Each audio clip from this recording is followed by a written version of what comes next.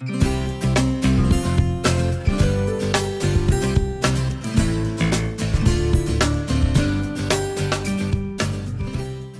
village des solutions, cette place, cette volonté de créer un agora, un lieu de rencontre physique.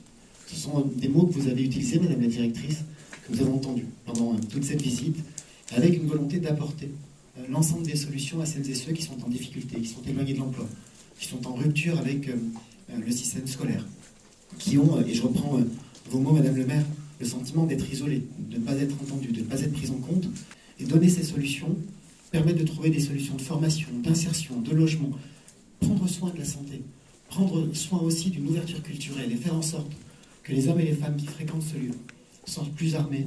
Et le cœur du projet des places, des villages de solutions et de ce que vous faites avec ces partenariats. C'est aussi l'occasion, je crois, pour tous les partenaires présents de mieux se connaître.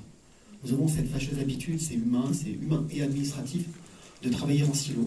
Et je suis assez convaincu, même totalement convaincu, que des lieux comme ceux-ci permettent à des partenaires de découvrir d'autres partenaires et ainsi de mieux connaître la totalité des solutions présentes sur un territoire, présentes au service d'une population.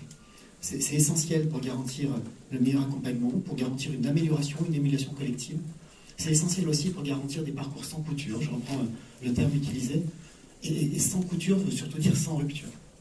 Une des difficultés majeures de toutes nos politiques d'insertion, c'est la rupture. C'est la rupture du parcours. C'est la rupture au moment du changement d'interlocuteur, de structure de suivi, du changement de lieu parfois, où l'on dispense une formation, ou du lieu où l'on dispense, où on apporte une aide sociale et un élément de solidarité. Et faire en sorte que nous puissions avoir des parcours simples, des parcours sécurisés, et donc des parcours qui réussissent, c'est ce qui est permis par cette solution des villages de compétences, des villages de solutions et des places comme celles que nous avons visitées avec l'exemple de Manu Village. Dans notre pays, il n'y a pas de grande démission. Nous n'avons jamais été aussi nombreux à travailler, jamais été aussi nombreux à être en formation. Mais malgré tout, il y a encore du chemin à faire. Le chômage a baissé de 9,5 à 7,4%. Et l'objectif de plein emploi est atteignable si on considère que c'est autour de 5%, comme nous le disent les économistes. Et nous n'avons fait que la moitié du chemin. Et cette deuxième moitié du chemin n'est pas la plus facile. Il faut continuer à créer de l'emploi, mais il faut aussi apporter des solutions personnalisées. Plus nous irons vers le plein emploi, plus le chômage va baisser, et plus celles et ceux qui sont encore au bord du chemin seront des personnes cabossées, des personnes qui auront été durablement coupées du monde du travail, durablement isolées, et qui vont mériter un accompagnement qui soit le plus personnalisé possible.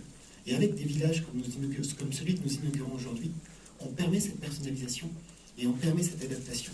On permet d'apporter des solutions sur mesure pour faire en sorte que nous puissions respecter un principe et un objectif qui est de considérer que personne n'est inemployable.